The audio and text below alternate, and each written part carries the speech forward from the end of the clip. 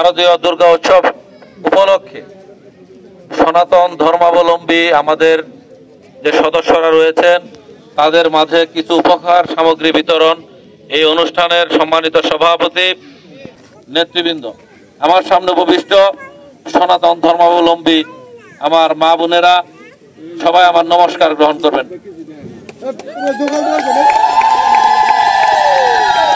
আপনারা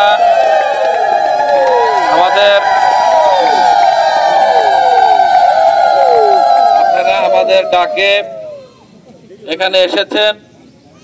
আসলে আমরা সকলেই সকল ধর্মের মানুষ, আমরা সবাই সকলেই যেন যার যার উৎসব আমরা সুন্দরভাবে পালন করতে পারি, এটাই হচ্ছে আজকের আমাদের উপহার দেওয়ার একটা উদ্দেশ্য।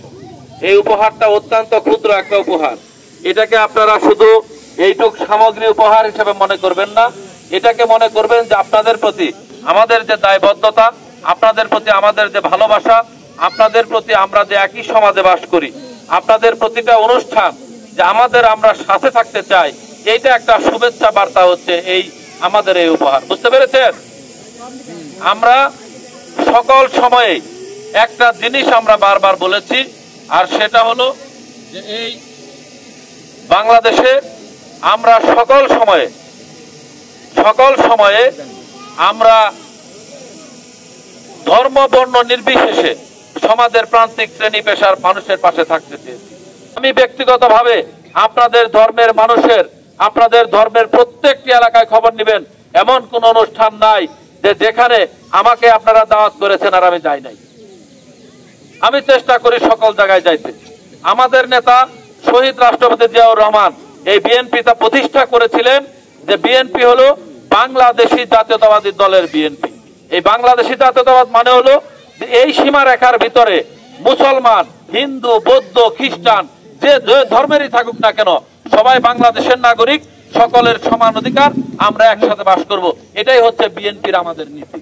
এই হাসিনা পালায় দেওয়ার পরে 6 তারিখে আমি নিজে এই রাস্তায় রাস্তায় আগুন জ্বলতেছে, সেই আগুনের মধ্যেও আমি নিজে ঘাটাইলে এসে পাকুটিয়ার যে বাড়িঘর ভাঙচুর হয়েছিল সেখানে আমি নিজে গেছি, প্রত্যেকটা এলাকায় কথা বলেছি, আমাদের প্রত্যেকটা এলাকায় নেতাদেরকে বলেছি যে এই যে আমাদের সনাতন ধর্মের যারা আছে তাদের বাড়িঘর, তাদের প্রতিষ্ঠান আপনারা পাহারা দিবেন, কোন দুষ্কৃতিকারী যাতে তাদের কোনো ক্ষতি করতে না পারে। তার কারণ হলো আমরা চাই যে এই সমাজের আমরা নাগরিক, আমরা একসাথে এই সমাজে বসবাস করি, আমরা এখানে একসাথে বড় হই, এক স্কুলে পড়াশোনা করি, তাইলে ভাই ধর্ম যার যার, আপনার ধর্ম আপনি নির্বিঘ্নে পালন করবেন। আমি 5 ওয়াক্ত নামাজ পড়ি, আমি যে নামাজ পড়ে আসলাম, আমি আমার ধর্ম পালন করবো, তাতে অসুবিধা কোথায়? এটা কোনো সরকারি ভাবে না, এটা আমাদের ব্যক্তিগত উদ্যোগে আমরা আপনাদের পাশে থাকতে চাই। আমি বারবার বলছি যে এইটা খুব নগণ্য, কিন্তু এটা একটা শুভেচ্ছা উপহার আপনাদেরকে জানানো যে না, আপনারা কোনো ভয়ের কারণ নাই, কোনো কিছুই নাই, আমরা আপনাদের পাশে থাকতে চাই, পাশে আছি। 1972 সাল থেকে আজকে পর্যন্ত সারা বাংলাদেশে যত হিন্দু পরিবারের বাড়ি, যত হিন্দু পরিবারের সম্পত্তি দখল হয়েছে তার 99% দখল করছে আওয়ামী লীগের লোকজন। আওয়ামী লীগের লোকজন মনে করতো যে হিন্দু ধর্মের লোকজন এরা যখন দেশে থাকবো তাইলে ভোট আমার, আর যখন যাবো তখন জমিটা আমার।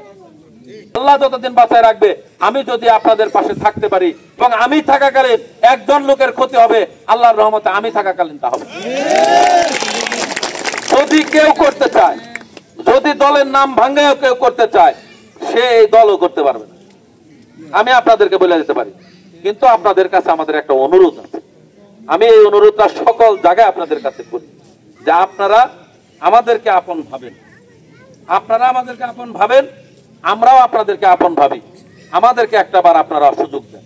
আমরা আপনাদের পাশে থাকতে চাই, আপনাদের সন্তান হিসেবে আপনাদের পাশে থেকে আমার মুসলমান ভাইয়ের জন্য যে দায়িত্ব, আমার হিন্দু ভাইয়ের জন্য, মায়ের জন্য ঠিক একই দায়িত্ব মনে করেই আমি কাজ করব।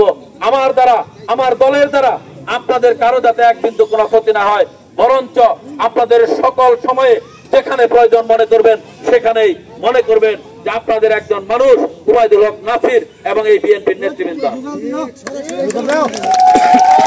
ঠিক আছে? আপনাদের উৎসবের সর্বাঙ্গীন কল্যাণ কামনা করি এবং আশা রাখি আল্লাহ যদি তৌফিক দান করে আপনাদের এখানে যে অনুষ্ঠান হবে সেই অনুষ্ঠানে আসবে।